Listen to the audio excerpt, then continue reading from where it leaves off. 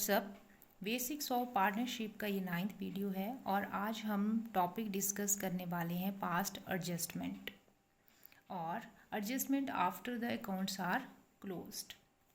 तो कोई भी पार्टनरशिप फर्म है उसके अकाउंटिंग ईयर एंडिंग में फाइनल अकाउंट्स प्रिपेयर किए जाते हैं और पार्टनर्स कैपिटल अकाउंट प्रिपेयर किया जाता है। तो अब अकाउंटेंट जिसने कि फाइनल अकाउंट प्रिपेयर करा और पार्टनर्स कैपिटल अकाउंट प्रिपेयर किया, उसको इन अकाउंट्स को प्रिपेयर करने के बाद ये पता चलता है कि कुछ आइटम्स इस तरह की थी, पार्टनरशिप डीड में कुछ आइटम्स इस तरह की थी जो कि उसको एडजस्ट करनी थी, लेकिन वो एडजस्टमेंट करना भूल गया या फिर उसने जो एडजस्टमेंट किया है वो गलत तरीके से कर दिया है। तो इस तरह की जो भी एडजस्टमेंट करनी होती हैं वो होती हैं प्रॉफिट एंड लॉस एडजस्टमेंट के थ्रू। तो पहले हम डिस्कस कर लेते हैं कि कौन कौन सी आइटम्स ऐसी हो सकती हैं जो कि अकाउंटेंट को वो अकाउंटेंट एडजस्ट करना भूल सकता है। जैसे कि फर्स्ट इंटरेस्ट ऑन कैपिटल। अब interest on capital partnership deed में तो प्रोवाइड करवाया था, लेकिन जब अकाउंटेंट ने फाइनल अकाउंट्स और पार्टनर्स कैपिटल अकाउंट प्रिपेयर किए हैं तो कैपिटल अकाउंट में फिर इंटरेस्ट ऑन कैपिटल वो प्रोवाइड करवाना भूल गया है या फिर उसने गलत परसेंटेज से इंटरेस्ट ऑन कैपिटल प्रोवाइड करवाया है। जैसे कि मान लो 10% अगर पार्टनरशिप डीड बोल रहा है कि 10% के हिसाब से इंटरेस्ट ऑन कैपिटल प्रोवाइड करवाना है, लेकिन अकाउंटेंट ने या तो 5% इंटरेस्ट दे दिया है या 15% इंटरेस्ट दे दिया है या 20% इंटरेस्ट दे दिया है, तो यहाँ पर ओमिशन हो गई है तो उसको भी एडजस्ट करना पड़ेगा और सही प्रॉफिट का डिस्ट्रीब्यूशन होगा। फिर सेकेंडली जो मिस्टेक्स हो सकती है इंटरेस्ट ऑन ड्राइंग में हो सकती है। पार्टनरशिप डीड में इंटरेस्ट ऑन ड्राइंग प्रोवाइड करवाया गया था, लेकिन अकाउंटेंट ने इंटरेस्ट ऑन ड्राइंग प्रोवाइड नहीं करवाया कैपिटल अकाउंट में या फिर गलत परसेंटेज से प्रोवाइड करवाया होगा। सैलरी या कमीशन प्रोवाइड करवाना था पार्टनर को, लेकिन अकाउंटेंट इसका एडजस्टमेंट करना ही भूल चुका है। और प्रॉफिट शेयरिंग रेशो में मिस्टेक्स हो सकती है। जो प्रॉफिट शेयर होना था उसकी जो रेशो गिवन थी पार्टनरशिप डीड में, तो उसके अकॉर्डिंग प्रॉफिट शेयरिंग नहीं की गई थी। तो इस तरह की ये मिस्टेक्स हो सकती हैं जो कि एक अकाउंटेंट के द्वारा की गई हों और जो कि पार्टनर्स कैपिटल अकाउंट में एडजस्ट ना की गई हों। तो इस तरह की जो एडजस्टमेंट होती हैं उनको एडजस्ट करने के लिए एक अकाउंट प्रिपेयर किया जाएगा, profit and loss adjustment account. ठीक है, तो अब कुछ स्टेप्स हैं उनको फॉलो करके किसी भी तरह के क्वेश्चंस को हम क्रैक कर सकते हैं। तो फर्स्ट स्टेप हम देखते हैं, find the amount which should be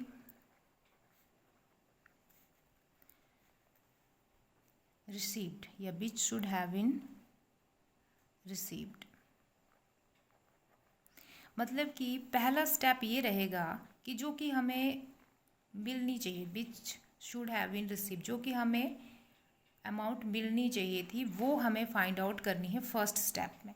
ठीक है, जब हम पास्ट एडजस्टमेंट का क्वेश्चन करेंगे, किसी भी तरह का क्वेश्चन करने के लिए ये स्टेप्स जो हैं वो फॉलो करने हैं आपने। तो पहले स्टेप में ये देखना है कि कितनी अमाउंट जो थी हमें रिसीव होनी चाहिए थी। ठीक है, और जो सेकंड स्टेप रहेगा उसमें हमें फाइंड आउट करना है कि कितनी अमाउंट हम ऑलरेडी रिसीव्ड कर चुके हैं। फाइंड आउट द अमाउंट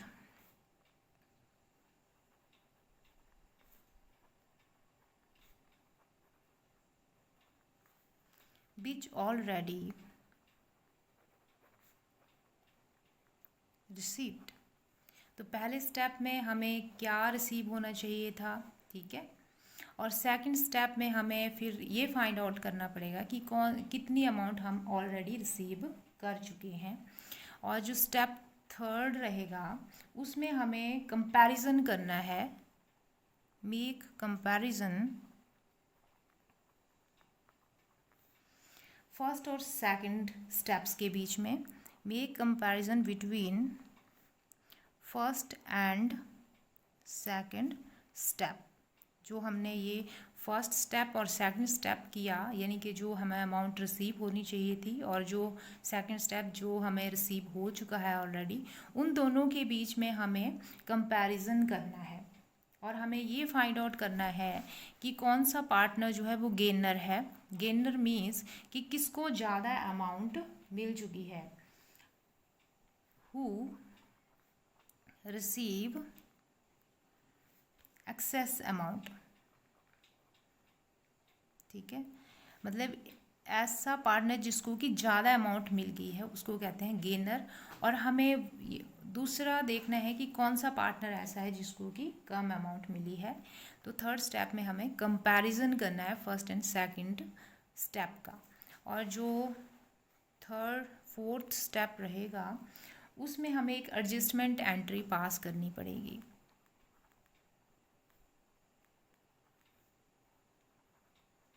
और इस एडजस्टमेंट एंट्री के पास करते ही सारा का सारा जितना भी मिस्टेक्स हुआ था वो क्लियर हो जाएगा, सही हो जाएगा।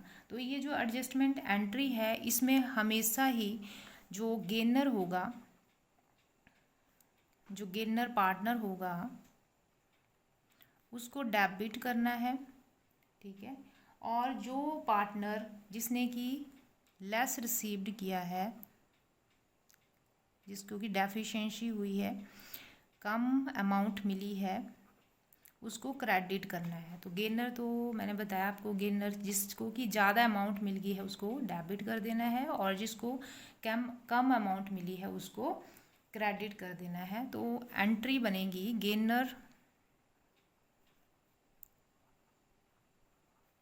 अकाउंट डेबिट टू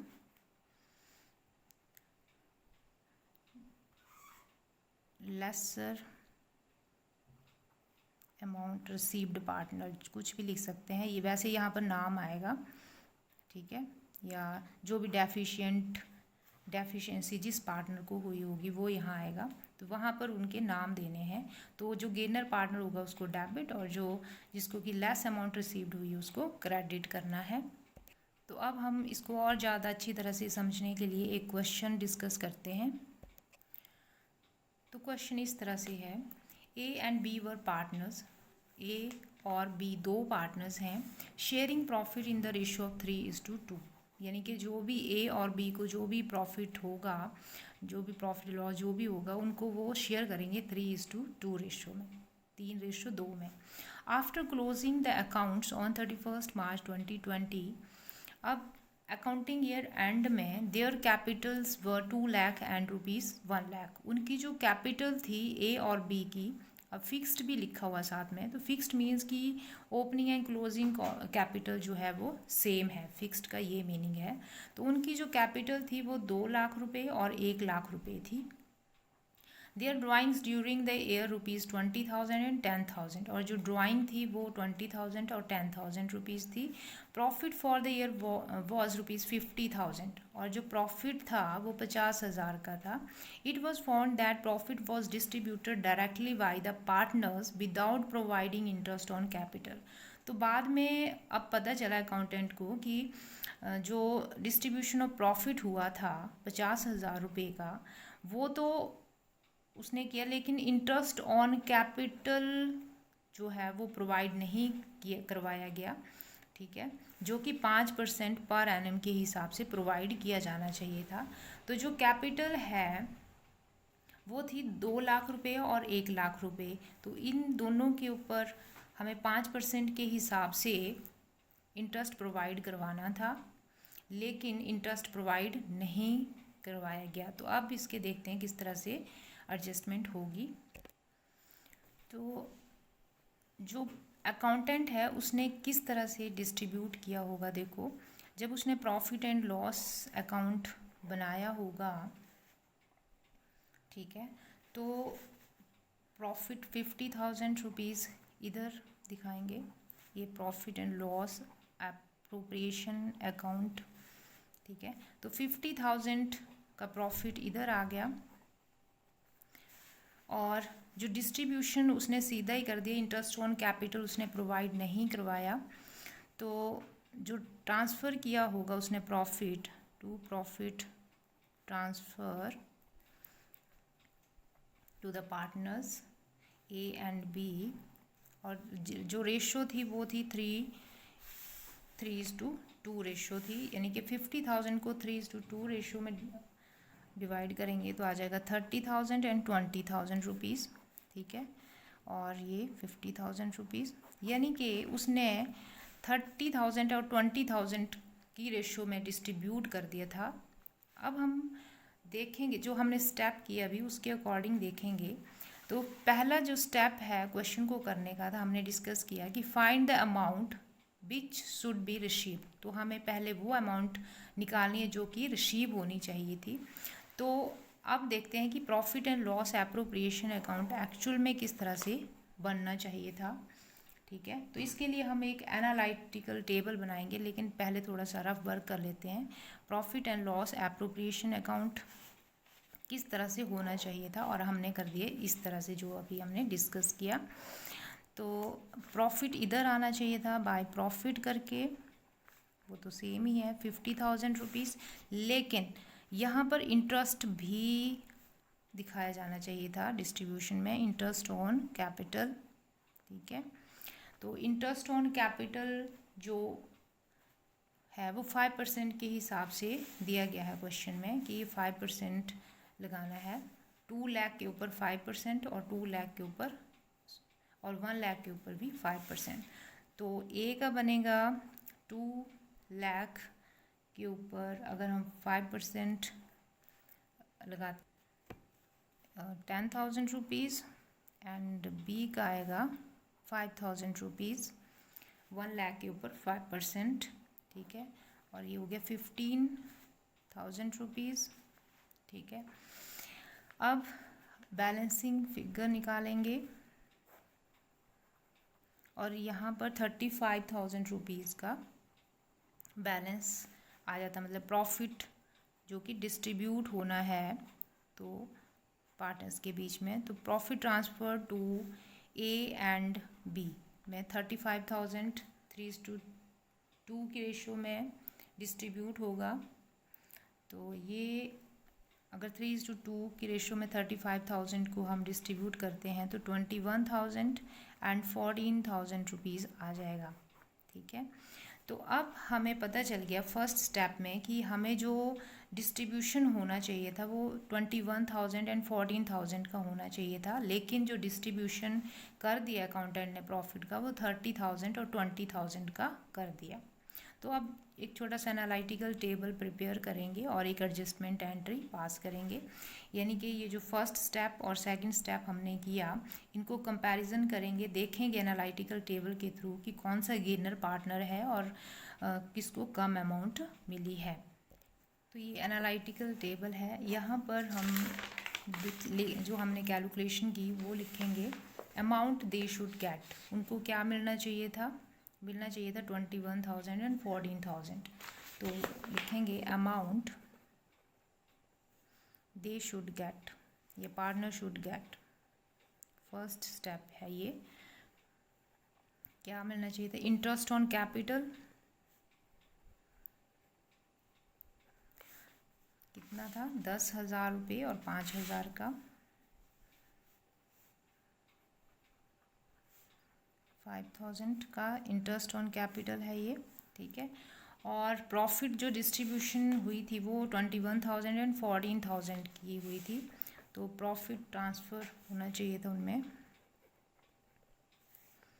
21,000 का और 14,000 का।